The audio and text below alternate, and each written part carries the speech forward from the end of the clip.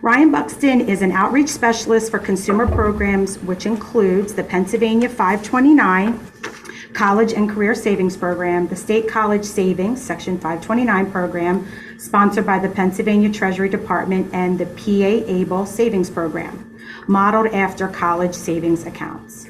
ABLE accounts allow individuals with qualifying disabilities and their families to save for a wide range of disability-related expenses. Also, he promotes the Keystone Scholars Program, which gives newborns born or adopted after January 1st, 2019 in PA a $100 investment to go towards post-secondary education when the child is older. As an outreach specialist, he travels to different countries across the counties across the Commonwealth to promote these programs to different businesses, local governments, financial advisors, advocacy groups, schools, and nonprofit organizations to help them understand the importance of saving for a loved one. Prior to Mr. Buxton's being an outreach specialist, he served as a marketing representative for the Invest program, which is a Treasury Department program where he marketed investment pools to government entities and nonprofit organizations across the Commonwealth. Mr. Buxton also worked for the PA House of Representatives as a legislative aide. Mr. Buxton has more than 27 years of state government experience and has worked for 8 state treasurers. Mr. Buxton is married and a father of twins. We go to Brian. Where do they go to college? Okay, so everybody, if you could hear me, I have my phone. So West Virginia University. So we're tipping off this afternoon here. So we're excited. If you guys can still hear me. So can you still hear me, Heather? Everybody's kind of went blank there. Yeah, go ahead. We were getting feedback on the sound there, so I muted the session room. Ryan, they can unmute if they want to repeat questions to you and all, but when they don't need to speak to you, we need the session room muted. Otherwise, there's a ton of feedback there. Okay. Thank you. Thank you, guys. Thanks for the, and I apologize with the technical issues. I'm sorry I couldn't be there today. I was in the session in Harrisburg. It was fantastic meeting Heather's staff, and we had a lot of great questions about our programs. Before I get started real quickly, I have a quick video here. I want to play of the state treasurer welcoming you.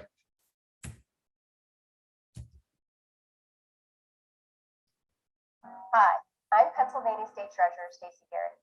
It's my pleasure to welcome you to this presentation about the PA 529 College and Career Savings Program. Our PA 529 plans provide families and individuals with a simple way to save for future education expenses with big tax advantages. We all know that the cost of post-secondary education keeps rising. Here at Treasuries, we provide tax-advantaged ways to save now to reduce borrowing later. Research shows starting early and creating a savings goal helps your child reach their educational and career goals. Now, people often think 529 plans are only for college savings, but they can also be used for a wide variety of technical, apprenticeship, and K-12 expenses. PA 529 accounts can even be used to help pay off qualified student debt. I'm proud of our PA 529 plans and how they help Pennsylvanians prepare for future educational expenses. Since the program's inception in 1992, PA 529 plans have helped families pay for more than $5 billion in qualified education expenses. There are 2 PA 529 plans to choose from: the Guaranteed Savings Plan and the Investment Plan. Each plan has significant tax advantages and won't affect eligibility for Pennsylvania state financial aid. This webinar will explain the differences and help you choose which plan is best for your savings goals. Reach out to us here at Treasury to help get you started on the savings journey. We're excited to be a part of your child's bright future. Thank you. And thank you, folks, again. We thank our treasurer, Stacey Garrity, for helping to get the messaging out across the state, enabling us to get the people to understand the saving for college now, unless you got to borrow down the road, which you're going to hear me repeat a bunch today. But let's first get started real quick. Like the treasurer said, we have 2 different plans here at the PA Treasury Department with the 529 College and Career Savings Plan. We have the Guaranteed Savings Plan, which allows you to save at today's tuition rates to meet tomorrow's costs. You're going to hear me say, I like to kind of talk about that as like a forever stamp. You know, you go to the post office, you get your forever stamp. It might cost you at some points 50 cents, 55 cents, and I think it's over 60 some cents a stamp, but it's the same philosophy with the guaranteed plan. You're making contributions, buying those credits at today's prices. We also have the PA 529 investment plan, or the IP. This plan, we have a bunch of different investment options, which I'll talk about here in a couple of minutes, but this is mainly driven with the markets. The nice thing about these accounts, folks, we have awesome state tax advantages. I mean, a lot of times I'll talk to people and I'll say, hey, this is the tax advantage way to save for a loved one for college. Full disclosure, like I said in my bio, and I purposely put that in there, I have twins. Mine are juniors at West Virginia University. So I'm talking to you today as an employee of the state treasury for many years, as you heard in my bio, but I'm also talking to you as a parent. And I think it's important that when you talk to people, it's not about, sign up here, do this, or what's this or that. I'm experiencing the same things you folks might be going through, or people that you deal with go through. So I've been there on both the professional side and as a parent. So please don't think any questions at the end of this is a dumb question, because I'd be happy to answer that on any of these issues. Also, too, these accounts can be used, as the treasurer mentioned, too, at technical schools, apprenticeship program, K through 12 education expenses. We have, with the K through 12, part of the 2018 tax credit, you can use up to $10,000 per year out of your 529 savings account for K through 12 tuition only expenses. So that's something new that was passed in 2018, but you can pull money out if you're going to a private K through 12 school. So why a Pennsylvania plan? I mean, that's the main question. There's plans all over the country. Well, the nice thing about our plans is you can prepare and plan for expenses for the future, for college education, earn tax-free growth, right? No tax on the growth, reduces future borrowing. Again, that's that B word, that borrowing word. We're trying to get people to think about saving now. And it helps put post-secondary education within reach, while offering flexibility for whatever your child's future holds. It gives you that flexibility to, save for college, use it for college now, use it for maybe a technical school later. Okay. So there's a lot of things you can use it for. Quickly here, talking about using 529s to mitigate financial debt. I mean, these are just statistics we throw out there, folks. So this is real stuff. Unfortunately, when I say unfortunately, we rank number 2 in the country, Pennsylvania does, in student loan debt. Okay. This is a statistic we want to rank. We'd be very proud to say we rank 50th. Unfortunately, we don't. As you can see if you can see on my screen, I'm not sure how clear it is or what screen you guys are looking at, but the average debt, student debt loan is around $37,000 in U.S. households. Student debt is around $58,000. I can tell you in Pennsylvania alone, we're a little over $38,000 for student debt. I know it doesn't seem like a lot, but we're one of the higher national averages. Also, too, higher earning potentials. I mean, it's huge. Just having that post-secondary education could mean you earn about $1 million more over a working lifetime. I mean, that's real money, folks. Just having that extra education. Also, too, lower rates of unemployment. I mean, these are, again, proven statistics. It's almost 2 to 1 from having, a 4-year degree and having no degree. Unemployment goes from 3.5% up to 6.2%. So these are real facts with the importance of saving for education. I'd like to just talk real quickly about the programs, again, like some of the plan options side by side, so you can see there. The guaranteed savings plan, again, remember that forever stamp, allows you to save at today's tuition rates to meet tomorrow's tuition costs. The guaranteed savings plan also has a residency requirement. Either the account owner, which is the person opening the account, or the beneficiary must be a Pennsylvania resident. Okay, you can open this account in Pennsylvania even as an account owner and move away, and you can still have these accounts. And we have a lot of grandparents that open these accounts, and maybe they move to a warmer state later on. That's totally fine. You can move out of state as long as you were a PA resident when you open the plan itself.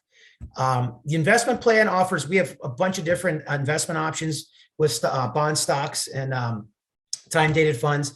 It's managed by Vanguard in southeastern Pennsylvania, still under the PA 529 umbrella here at Treasury. They just manage our investment portfolios, and we have 14 individual portfolios which you can choose from, and a target enrollment portfolio. Also, too, the little Morningstar rating too. We're one of, I think you'll see in a slide or two here, we're one of 14 best investment plans in the country. We have a Silver Star rating, so we're very proud of that achievement. Another slide I think is pretty cool to see. I mean, I know as a parent, I mean, it's true. You can see over time how much growth you can save, anywhere from $25 a month to 18 years, up to if you contribute $100 a month for 18 years, what the growth is. This is based off about 6.5% of inflation. But as you can see, a little bit of money saved per month does add up. I mean, it does add up. College is one thing I think we all can agree on. That's not going to get cheaper. It's going to continue to increase. Our statistics show that as well too. So, unfortunately, the average age of somebody opening one of these accounts here at our program is age 7. So you're only talking around 11 years, to save for a loved one for college, where, you and I, we work, maybe, we want to retire at 30 years, 35 years, but, maybe we don't have the funds to do that. We want to maybe prolong retirement another 5 or 10. With college, you're going to tell your 18-year-old, we don't have the money right now. Let's just prolong that 10 more years. It's kind of a different circumstance, but just showing a little bit, put away does grow over time. Okay. That is the important statistic on this slide. So why is it the tax advantage way to save for college? Well, we have a couple little bullet points here I want to bring up real quick and explain. The biggest one is the PA state tax deductions. It's a great one. $17,000 per year per beneficiary you can deduct on your state income taxes. If you file married and have taxable income, that goes up to $34,000 a year per beneficiary per tax year. A lot of people say, I'm too old to start these programs. My kids are like, seniors in high school. Folks, I have one more year of undergrad for my kids. I'm still putting money in their 529. Why? Yeah, I'm not getting a growth like I did 20 years ago. That first statistic there, my wife and I get that state tax deduction. So don't think that your child's too old to open these accounts or you missed the boat on it. You're going to get great tax benefits on the other side of it too. Okay. It grows tax deferred.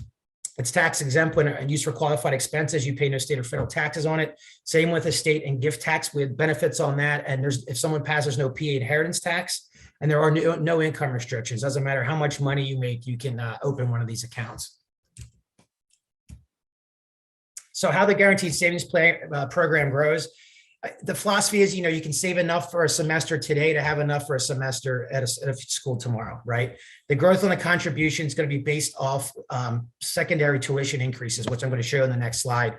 And it gives people the peace of mind. I mean, really, folks, if you're not one that, you don't like the stock markets, don't like the ups and downs, maybe the instability, this is definitely the more conservative program for you. It's based off tuition inflation, which happens once a year. Okay. That's how the growth is on these guaranteed savings plans accounts. So when you open an account, the first thing you do when you sign up is if you're opening a guaranteed savings plan account up, is pick what tuition level in which you want your money to go to, what you're contributing to.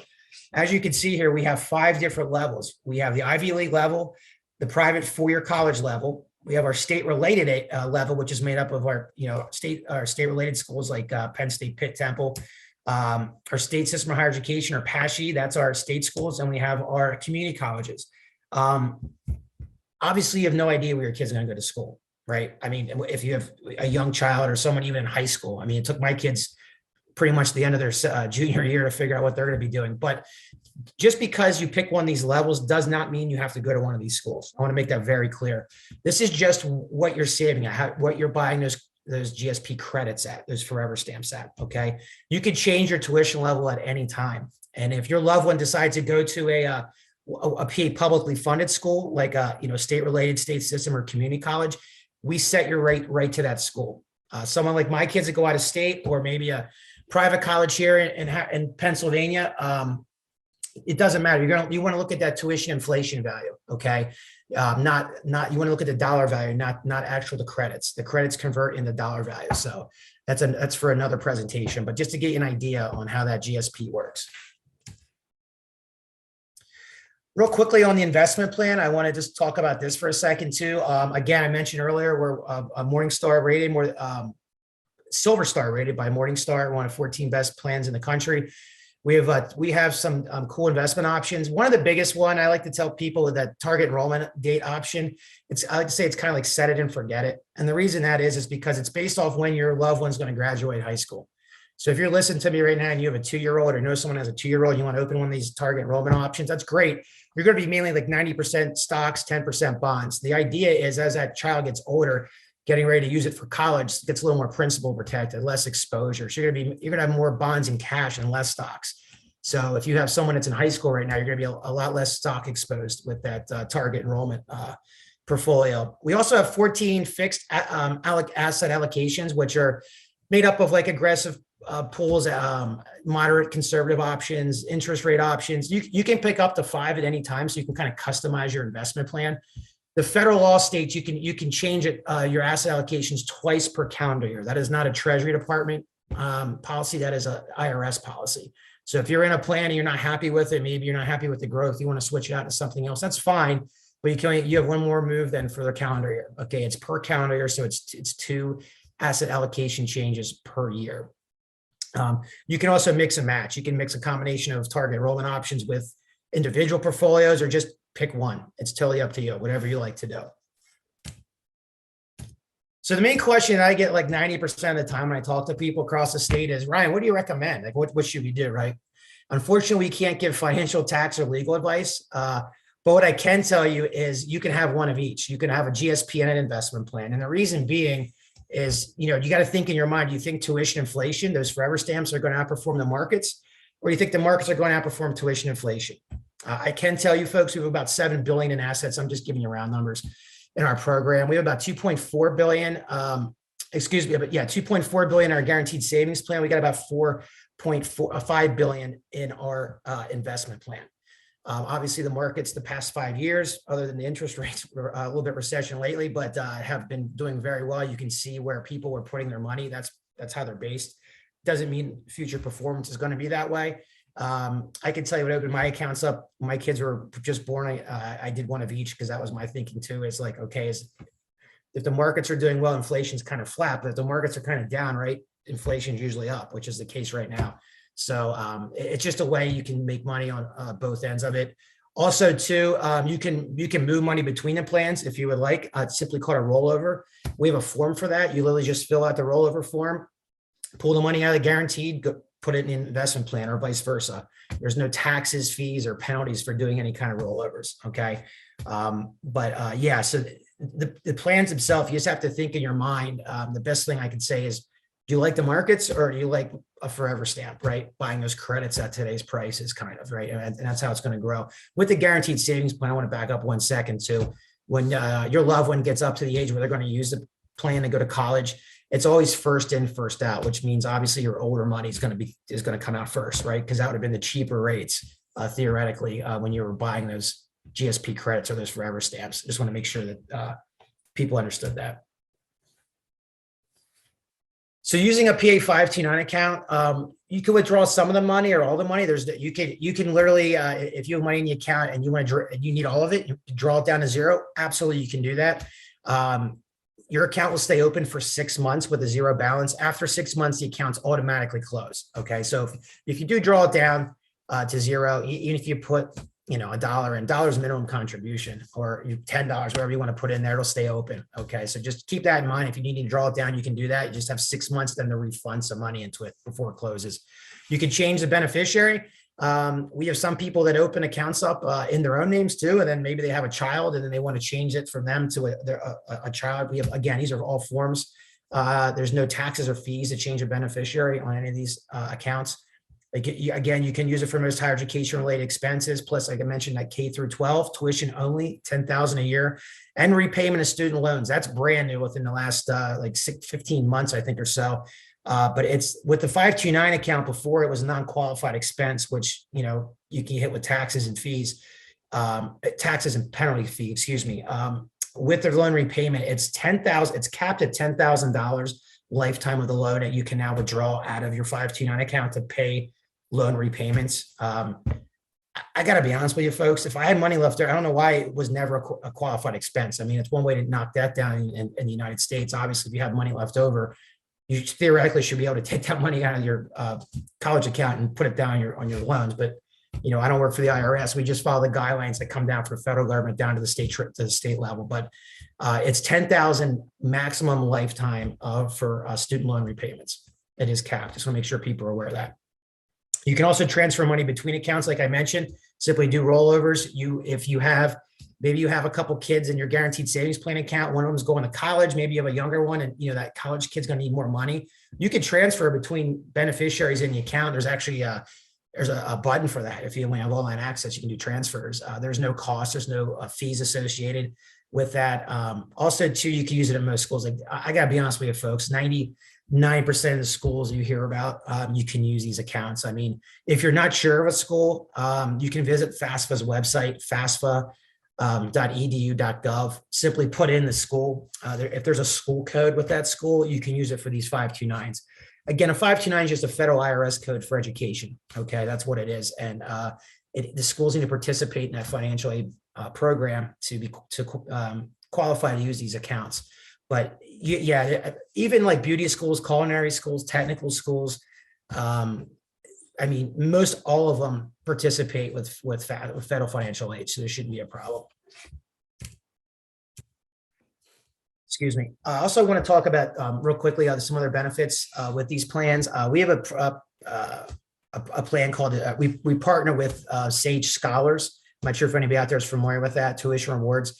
I like to tell people Sage is kind of like frequent flyer miles for college because it's a free scholarship program available to families who use our 529s. And what it does, it's based off your account balances, you earn points. Okay, so you can sign up and it earns points. So if your loved one decides to go to one of the 400 participating private colleges nationwide, we have over 55 here in Pennsylvania, then you can use that towards tuition. If they don't go to one of those schools, it kind of just goes away. It's kind of like if you have your mileage card, if you don't use it, it just goes away. Okay, there is a cap with Sage. You have to open a Sage Scholars account, 2 factors. Either by the start of someone's senior year, August 31st of their senior year, or age 17, whichever comes first. Okay, so if you're listening to me and you're over that threshold, unfortunately, you kind of missed a boat on Sage. You won't be able to sign up for it. So they kind of cap it at that. So, your senior year of college, I'm going to one of these schools. I'm going to just, I'm going to put 50,000 in my account here and maybe I get some quick points. So yeah, you have to have it by age 17, open up by age 17 of a loved one, or the 31st before the child's senior year, whichever comes first. We also use UGIF. UGIF's awesome. I used it with my kids. Honestly, what it is when you open up an account, you get a unique code. It's specific to your loved one. You can give that code to friends, family, coworkers. Maybe they're having a birthday party or, a holiday time and someone wants to make a contribution to your account.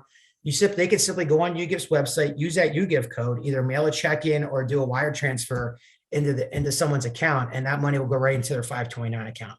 That way, you're not giving out your personal information, right? Like your account number or social security number, anything that's personal, that stays with us.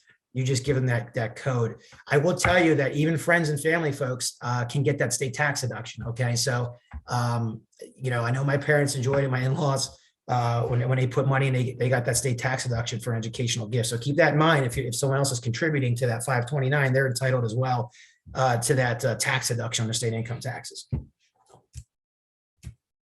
So what can you do with a PA 529? A lot of people think that 529s are just for tuition only, right? Like for tuition, but it's more than that, guys. It's you can use it for room and board, off-campus housing, books, any kind of supplies. I mean, my kids live off campus. I use it for their rent. If your loved one's involved in a fraternity or sorority, it's qualified expense. That's off-campus housing, right? It's qualified. You can use it for that. Computers, you can use it for as well. That was believe it or not, they were a non-qualified expense up until a number of years ago. Congress actually changed that language. So you can use your account to buy computers. I did for my kids going into their freshman year, use the account for that. So it's not just for tuition. There's a lot of stuff you can use it for. It's easy to contribute. We have a lot of methods by, you can do payroll deduction. We offered here at the Commonwealth of Pennsylvania. I did that when my kids were born. It was just kind of easy. I never saw it. We have a lot of employers that do that. A lot of colleges with employees that do that will do payroll deduction. Just take it right off them. The money is post-tax. Just make sure everybody's aware of that too. It's not pre-tax. It is post-tax because you get the tax deduction on the other side, right? So lots of ways to do it. If you want to just open an account and then just put the money in, December 30th, right before the end of the year to get that tax deduction. I mean, I'll be honest with you, between Christmas and New Year's, our phones are ringing off the hook because people realize, we do a lot of advertising too, but they want to get that state tax deduction. So there's money just pouring in at the end of the year. It's totally up to you folks. It's how you want to fund it. You don't have to fund it every month, every week. You can do it once a year. As long as you're above that zero balance, your account will be open. Okay. So we also have the great tax benefits and also with the P529, like I mentioned earlier. A couple of things I want to just make mention here before we go for some questions too. I mean, this was just a simple highlight presentation of 529. This presentation was designed to hopefully maybe tweak some questions. They maybe have a conversation about it. We ask you to please check out our plans disclosure just so people understand that, the tax benefits requirements for withdrawals, when you're opening these accounts. We pride ourselves on, we have a live call center in Harrisburg, Monday through Friday, 8 to 5. If you have any questions, they're there to help you with that. Our website here, we have a lot of tools on our website you can use as well. Let me see here. We also have, I just want to mention also briefly, we have a couple other programs. I'm part of a consumer program bureau at the Treasury. I meant, as was mentioned in the bio, we do Keystone Scholars, which any baby born or adopted in PA, folks, January 1st, 2019 up until today, going forward, they will get $100. The $100 is there. They just have to go claim it. It takes about 5 minutes. Go on and register. Even if you're listening to me, maybe you're expecting, you're pregnant. If it actually has in there when the date of the child was born or due date, you can put either one in. It takes about 3 to 5 months. We get the birth certificate records, so we compare those birth certificates. That's like your proof of purchase, so to speak. Once that's compared, then the $100 is put into that Keystone Scholars account. The idea is, again, when I mentioned we're number 2 in the country in student loan debt, we're trying to get this people early thinking about college savings. I mean, obviously I work here, so I'm a bad example, but if when you have a child, or like we did, had multiples, the last thing you're thinking about is college, right? You're thinking about formula, daycare, diapers, I mean, it's expensive. But we want people also thinking about college because it comes quick, or not just college, but higher education, because it comes so fast. So Keystone's an awesome one. The website's right there. Unclaimed property. I'm not sure how many, I can't see the room, but I'm not sure how many people are in the room right now. But if there's more than 10 people in the room right now, someone has money. 1 in 10 Pennsylvanians has unclaimed property across the state. We're currently holding $4 billion in assets. I suggest, even like tonight, if you're home or your lunch hour, or just checking things out, check that website out, folks. Jump on that unclaimed property website and just hit search. You can literally sit, like my wife, she'll sit on the couch. You can check family, friends. If you're involved in any community organizations, churches, fire companies, you can, check, see if they have any money owed to them. It'll show you on our website either over 100 or under 100. That's just for security purposes. I mean, we've handed some big money out, and the goal is, the state treasurer's goal is to get the money back to the rightful owners. I mean, we have the second largest vault in the world. You'd be shocked at what we have down there. We have diamond rings, Barbie dolls, baseball cards, military medals, you name it, we have it, because we get a lot of safety deposit boxes that get turned over to us. And how to get turned over, the state law requires anything that's inactive or dormant for more than 3 years has to be turned over to the state treasury. That this is across the country as well. So we get a lot of property, a lot of tangible property, as well as cash, stocks, and bonds. Definitely check it out. Last but not least, PA ABLE. ABLE is a savings plan for people with disabilities. It started in 2017 by act of Congress called the ABLE Act. Currently, there is eligibility requirements for ABLE. The person's qualifying disability had to start prior to their 26th birthday. ABLE Age Adjustment Act was just passed in Congress. So starting in 2025, they raised it to 46, which is a huge deal, especially since the state treasurer was former military. It's going to pick up a lot more military folks. People might have had PSD later on, or maybe were in a car accident in their 30s, had a severe brain injury. They would now qualify to open an ABLE account. But it's modeled right after the 529, where you can use it for qualified basic living expenses. So, but I want to thank you. I want to thank Heather. I want to thank the organization for having me. Again, this is a quick highlight of our programs. I have my contact information on the screen. Also, to enroll, it takes 5-10 minutes, folks. If you have a loved one or know someone that's on the fence, pa529.com, or if you get stuck on anything, feel free to give our Harrisburg office a call. But at this time, I'm going to take a pause quick and see if there's any questions. Ryan, thank you so much. So I'm going to turn it over. Anybody have any questions?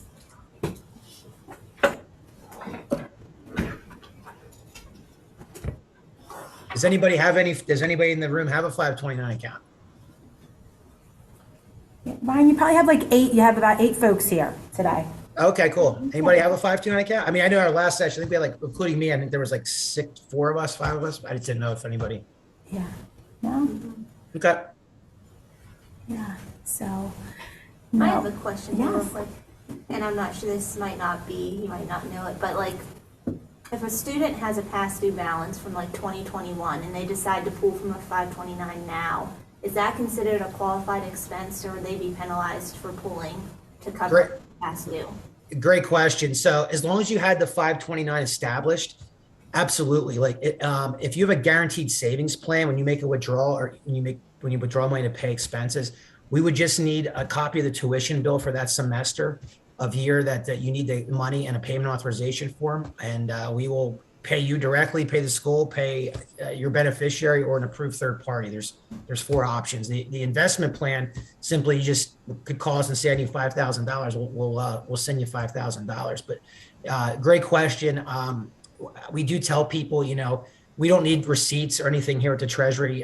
Keep a file for that. I have one for both of my kids for expenses, tuition bills. That way, if you're ever pulled for an audit, you can show the IRS like, yeah, here's my 529 file.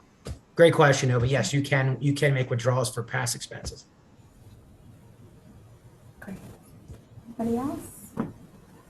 I have a question. Can you hear me? Yeah, Ryan, can you hear Yes. that? Yep. Okay, great. Okay, so I work at Penn State, and we're one of the more expensive, public institutions. A lot of parents, when their students are starting, say that they have a 529 that can cover, the first year or the first 2 years, and then they have to think of other 8 options after that.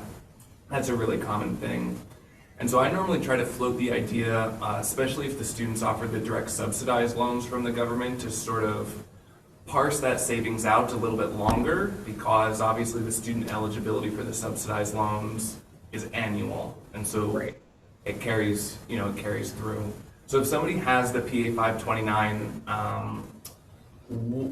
what sort of information or consultation are you all giving them as to when to use which amounts of funds? Is that a service they get with the 529 that I could refer them back to you for? Or is that something they should be figuring out on their own or with us? Great question. We can't give tax, financial, or legal advice because, if they're asking us, like, should I use, and that's a great question, great points.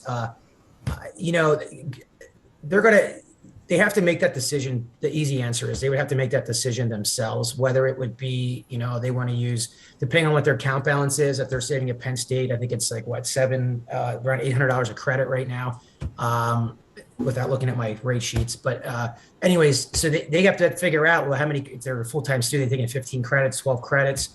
If they were in the program, maybe 10 years ago, maybe it was $560 or $600. How far can those credits go, right? Should I use those credits now? I'm talking about the guaranteed savings plan. Now, the investment plan is totally different.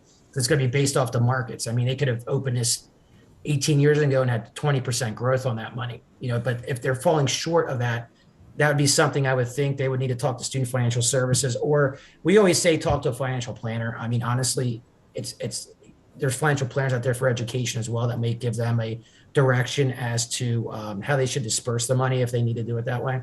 But yeah, unfortunately, we wouldn't be able to do that. But great question. Thank you. Yeah, thank you. Mm-hmm. Anybody else? All right, Ryan, thank you so very much. I'll put Thank you, Heather. the video Yes. really quick. Yeah, I definitely didn't want to hold anybody up before lunch. So No, we're okay. Thank you so much. And I really appreciate your patience. We actually, this is for the group, the COVID session that was going to be in here, they're going to put it in the ballroom. So unfortunately you had to be the, kind of the guinea pig to guinea the. pig. It's okay. I apologize, but Dan has graciously moved the next session that was in this room to the ballroom, so we can eliminate that. But Ryan, I will be in touch. Thank please you do. so much again. You're welcome. Have a really good day. Thank Okay, you. thanks, folks. Enjoy your day. Take care. See ya. Bye-bye. Bye. Take care. See ya. Go Ears. Go Ears, man. I can't wait. 12:15. Take care. We'll see you, Dan. See you around. Bye-bye. Yeah. See ya.